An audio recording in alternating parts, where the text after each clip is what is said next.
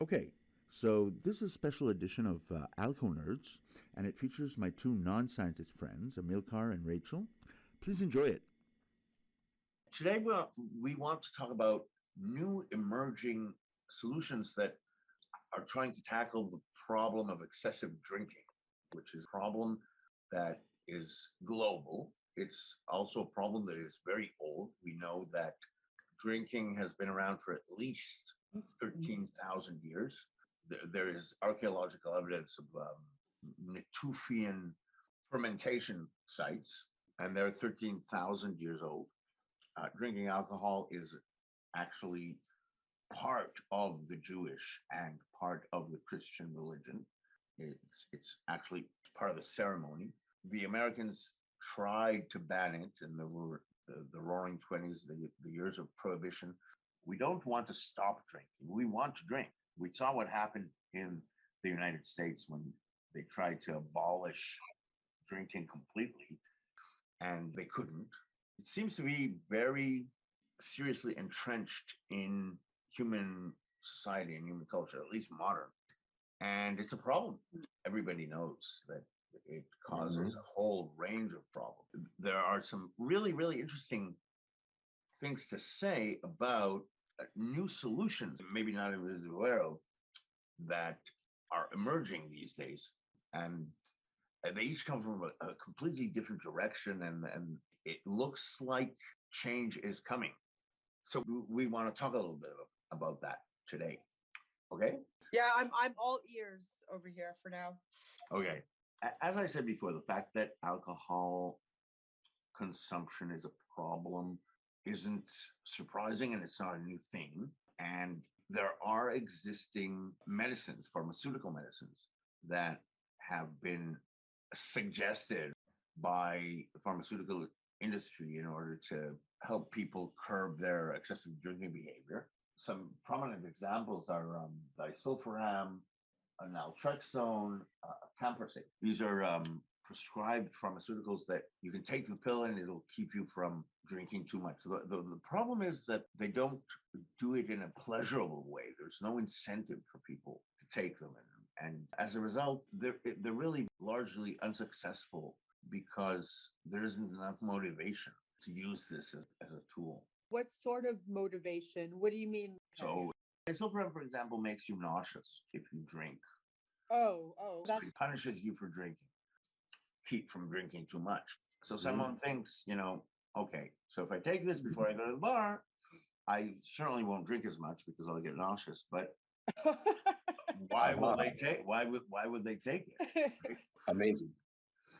Now, naltrexone is kind of the same idea, except it just doesn't make you feel inebriated or as inebriated, so it doesn't motivate you to keep drinking. Right. I think the ideal, now that you mentioned motivation to stop drinking, I think the ideal like binge buster would give you a bit of inebriation and then just like take away your appetite for it. Right. So that you're describing MEAI, which is actually a molecule that I suggested for curbing binge behavior because it has those properties. It is a little bit pleasurable, but then it does something to the way your brain works to make your decision-making process different and prevents you from wanting more. It's currently being put through clinical trials through the FDA by a company called Clear Mind Medicine that I work as an advisor for. So, just to be fully transparent, I'm not trying to advertise because I do want to cover the entire spectrum of solutions that are out there. And I think that most of the solutions will work to some extent, but I don't actually think that any one solution is sufficient to really make a substantial change, because alcohol is so old and so pervasive and so available and so accepted by so many people around the world. So having talked about that, let's talk about the other solutions that that are out there. So there's a company in Britain that was founded by Professor David Nutt. I'm familiar with David Nutt. A lot of people are. Very likely one of the most admired neuropsychopharmacologists in the world. And they've got a drink that gives you a little bit of a mellowing effect called Sentia. And they've taken it a step further and rebranded their company, which was initially called Alchonerds, to be called GABA Labs. Oh, here, I found it. Like, it says something about its first botanical ingredient known as Abbey. The ingredient has been licensed to the Social Drinks Company, which is now launching the first of a new range of botanical spirits called Sentia. Abbey is a botanical ingredient which can be formulated into a liquid product to provide an agreeable drinking experience that mimics the sociability and conviviality effects of the alcohol-based drink. Like alcohol, but better. Yeah, so they've rebranded themselves as GABA Labs in order to make themselves into a pharmaceutical so that they can offer synthetics also that address the GABA receptor, which is really the feeling that everyone knows as being drunk. It's a soothing kind of mellowing effect that a lot of people, that's what they're looking for at the end of the day, to kind of unwind. And conviviality, I see too, for GABA Labs. Yeah. So, interesting. So, but let's go back to the basics. We all know that humanity has a problem of excessive drinking. We live in a time of plenty, and we can afford to we have a lot of pressure in our lives. We want to escape from that pressure. And we have enough safety nets to get completely wasted. We can go and drink drink ourselves into oblivion without having to pay too much a price, more than a hangover, and maybe going to bed with the wrong person, or not finding the keys to your car. There are consequences, but they're not dire. It depends. They are dire in the long run, of course, right. because alcohol is it's a weak inebriant. So in order to get really, really drunk, you have to consume very large amounts of it, which has, over time, incrementally and gradually, it has deteriorating effect on your liver if you make a habit of it. And what companies like GABA Labs are saying is, let's find a chemical that gives the same effect, but from a biochemical, from a neuropsychopharmacological point of view, but at dosages that are much less than what you would have to take in order to get drunk from alcohol. And a lot of people know that this is something that works because we know, for example, that GHB and GBL are really, really popular drugs in places where they're allowed and in places where they're not allowed. In most places they're not allowed, but they are really stronger forms of alcohol that will, for like 1/100th of the amount, give you double the drunkenness of ethanol, which is the active component in alcoholic beverages. So that's an approach. It's the problem. There's an inherent problem with that approach when you try to solve the craving for alcohol by innervating the GABA pathways in the brain. You run the risk of over-innervating because people are going to drink in conjunction with whatever solution you're going to offer. They're going to continue to take benzodiazepines to take to sleep. Which also agonize the GABA receptors. When you add more and more compounds or active agents that work on the same subsystem in the brain, you overload that subsystem. But there are ways of changing behavior that go through different systems in the brain and can stop your drinking by using, let's think of it as I'd say a backup or an override control or some kind of a, well, let's just be more specific, okay? Before we become more specific, we need to understand what it is about ethanol that is actually compelling people to drink more and more. There's a trap. Ethanol calms you down and about 40 minutes later, it turns into acetaldehyde, which is a glutamate receptor agonist, and that agitates you. And so to get rid of that agitation, you drink more alcohol because it's available, it's right there, and that calms you down.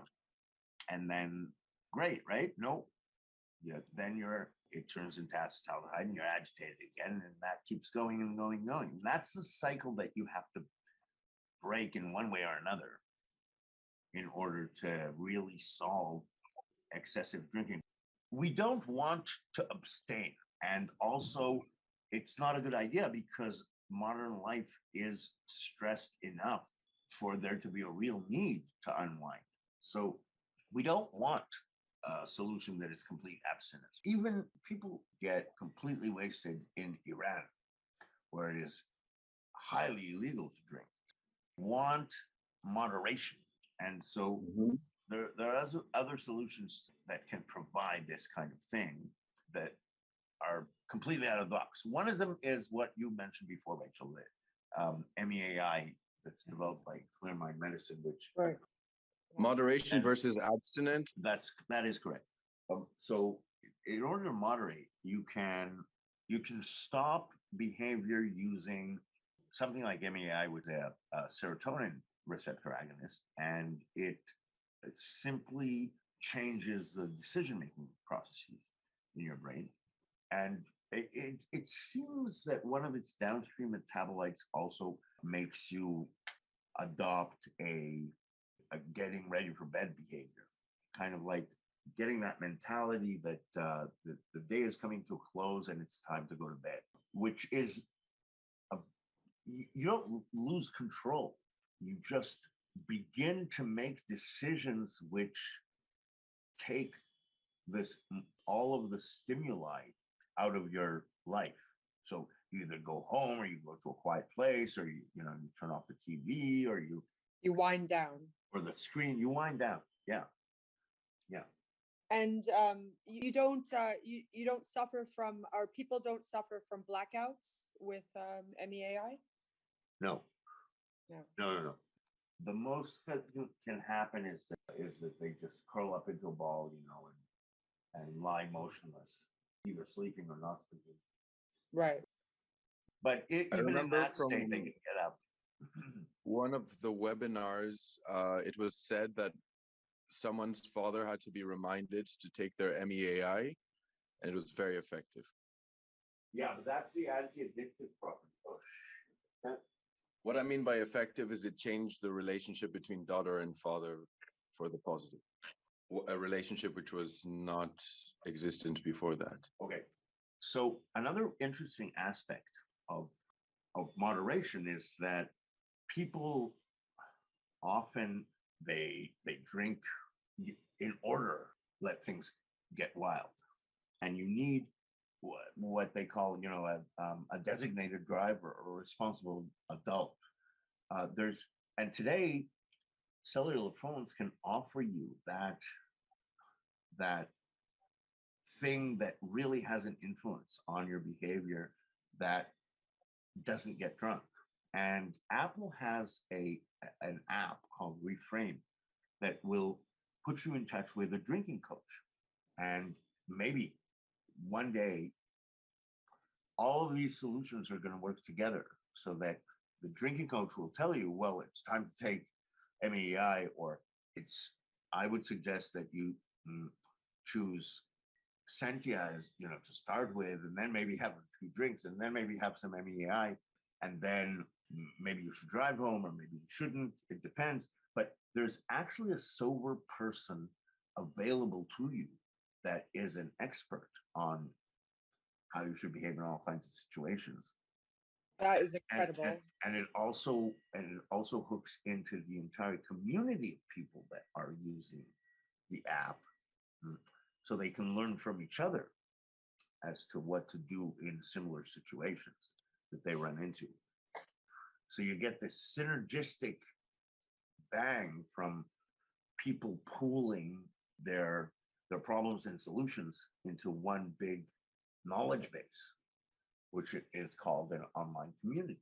So, but that is unfortunately at at this moment still a dream. I hope it's going to happen fast. It looks like the change in the future is approaching rapidly. So there's a lot to look forward to. What do you think? Definitely. I mean, I don't have, I mean, it seems enticing to me, and I don't even have a serious drinking problem. I would say I have like a minor drinking problem, and I'm even enticed by the Sentia drink, Sentia Red. It's £30 a bottle. It seems, I mean, I might order one. Yeah, go for It's it. yeah, it's a nice buzz, and there's no hangover, and I mean it is quite And I pricey. would also recommend you to register for the clinical trials for MEAI when they're Yes, conducted. Yeah. I'll do that as well. That- Where are these trials taking place? Clinical trials today are multi-centered, so they'll be taking place all over the world. Fantastic. Yeah, yeah. So that concludes our special edition of Alchonerds for today. I want to thank my guests very much, and I want to thank the listeners. I hope you join us next time for Alchonerds.